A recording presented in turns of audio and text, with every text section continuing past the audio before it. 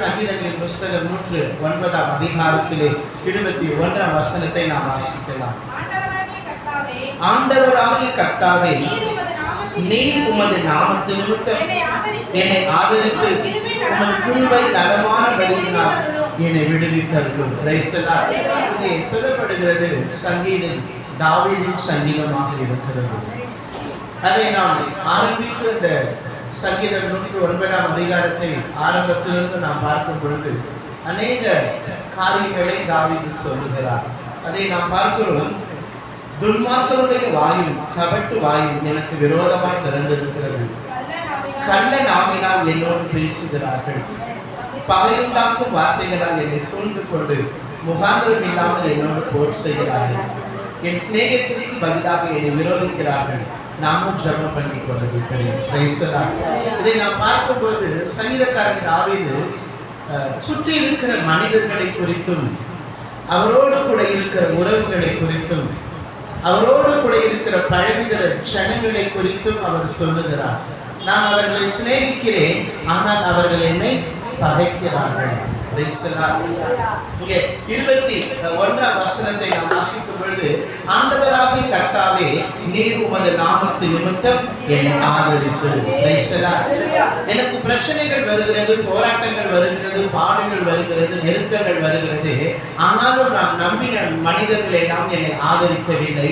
இந்த போராட்டத்தில், இந்த பிரச்சனையில் நீர் என்னை ஆதரிப்பீராக என்று தாவீது கர்த்தரை நோக்கி அவர் விண்ணப்பம் செய்கிறதை நாம் பார்க்க முடிகிறது.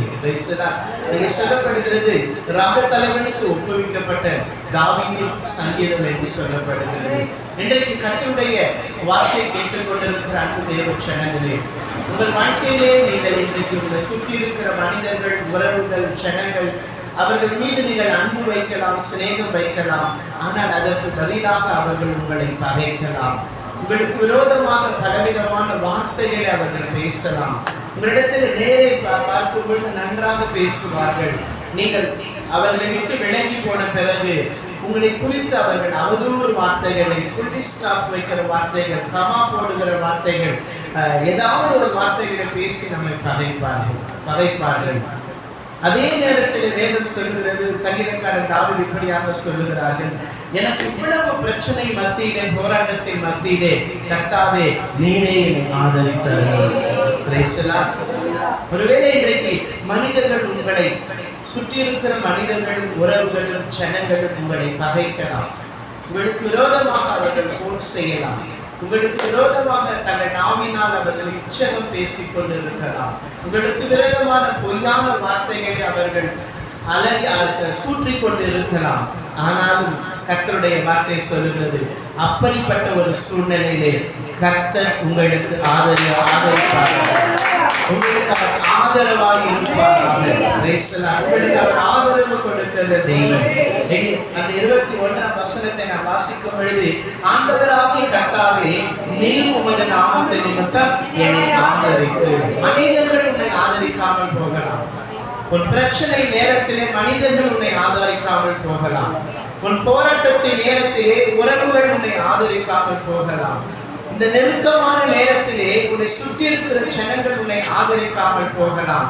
ஆனால் தெய்வனாகிய கர்த்தர், வானத்தையும் பூமியையும் படைத்த சர்வ வல்லமையுள்ள தேவன், உனக்காக சிலுவையிலே ஜீவனை கொடுத்தவர், உனக்காக சிலுவையிலே ரத்தம் சிந்தினவர், உனக்காக சிலுவையிலே பாடுகளை ஏற்றுக்கொண்டவர், உனக்காக சிலுவையிலே துக்கங்களை ஏற்றுக்கொண்ட நம் ஆண்டவராகிய இயேசு கிறிஸ்து உன்னை ஆதரிக்கிற தேவனாக இருக்கிறார்.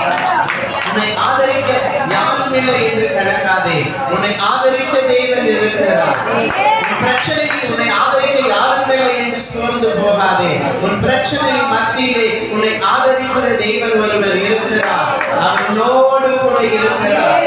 ஆண்டவராகிய இயேசு கிறிஸ்துவின் வார்த்தை சொல்லுகிறது, என்னிடத்திலே வருகிற ஒருவனையும் நாம் புறம்பே தள்ளுவதில்லை. அவரை நம்பி வந்திருக்கிறேன், அவரை விசுவாசிக்கிறேன், அவர் உனக்கு அற்புதம் செய்வார். மனிதர்கள் உன்னை ஆதரிக்காமல் போகலாம், உறவுகள் உன்னை ஆதரிக்காமல் போகலாம், உன்னை சுற்றி இருக்கிற ஜனங்கள் உன்னை ஆதரிக்காமல் போகலாம். இஸ்ரவேலின் சட்டையின் நிழலிலே வந்த உனக்கு அவர் நிறைவான பலன் கொடுப்பாராக. உன்னை ஆதரிப்பார். இந்த வார்த்தை கேட்டுக்கொண்டிருக்கிற அன்பு தேவனுடைய பிள்ளையே, உன்னை தேவன் ஆதரிப்பார். உன் குடும்பத்தை ஆதரிப்பார். உன் பிள்ளைகளை ஆதரிப்பார். உனக்கு வேண்டியபடியெல்லாம் கர்த்தர் செய்வாராக. உன் போராட்டத்தை நேரத்தில், உன் பிரச்சனையின் நேரத்தில், உன் நெருக்கத்தின் நேரத்தில், உன் பாடுகளின் நேரத்தில் நீ நம்பினவர்கள் உன்னை ஆதரிக்காமல் இருக்கலாம். உன் உறவுகள் உன்னை ஆதரிக்காமல் இருக்கலாம். உன்னை சுற்றி இருக்கிற ஜனங்கள் உன்னை ஆதரிக்காமல் இருக்கலாம். அதற்கு பதிலாக அவர்கள் உனக்கு விரோதமான காரியங்களை செய்வார்கள். உங்களை தூற்றிக் கொண்டு திரிவார்கள். உங்களுக்கு இச்சகம் பேசுவார்கள். உங்களோடு தங்கள் நாவினாலே நல்ல வார்த்தைகளை பேசுவார்கள்.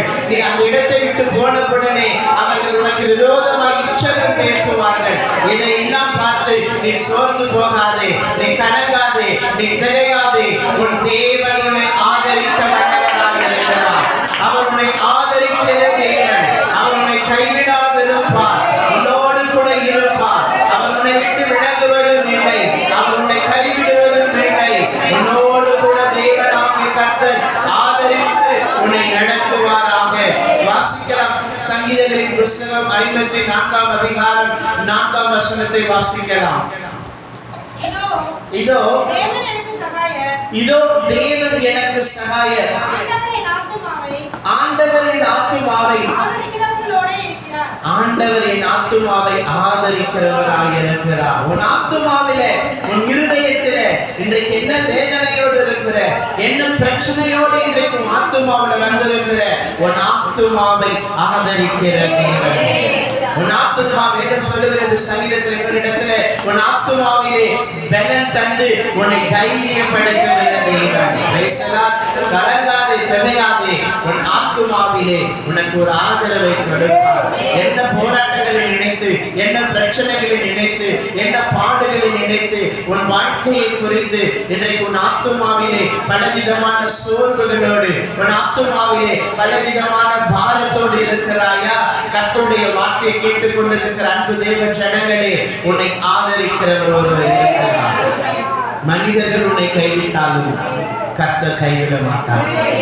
உறவுகள் உன்னை கைவிட்டாலும் கர்த்தராகிய தேவன் உன்னை கைவிட மாட்டார். உன் போராட்டம், உன் பிரச்சனைகள் மத்தியிலே உன்னை விடுவிக்கிறவர் ஒருவர் இருக்கிறார். உன்னை ஆதரிக்கிறவர் ஒருவர் இருக்கிறார்.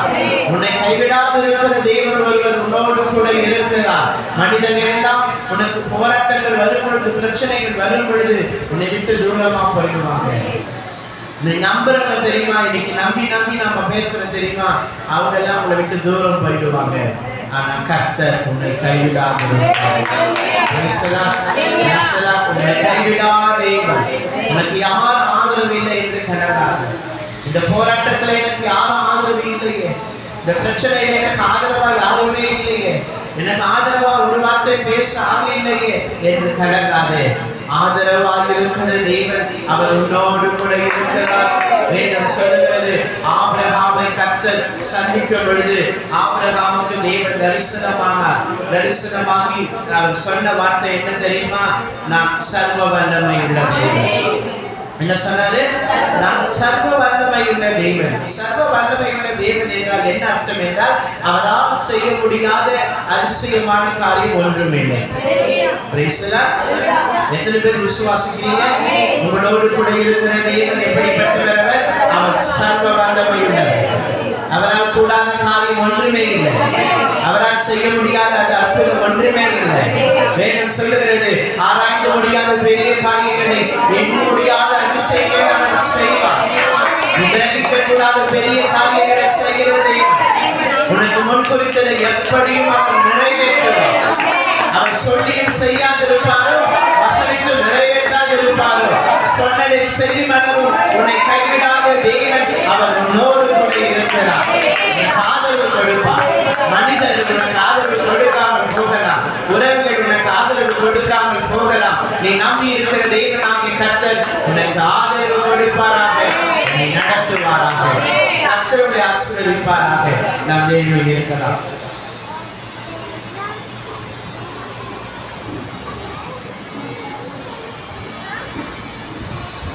பரலோக பிதாவே, நாங்கள் துதிக்கிறோம் அப்பா, உம்மை சோதரிக்கிறோம், உம்முடைய நாமத்திற்கு மகிமை செலுத்துகிறோம்.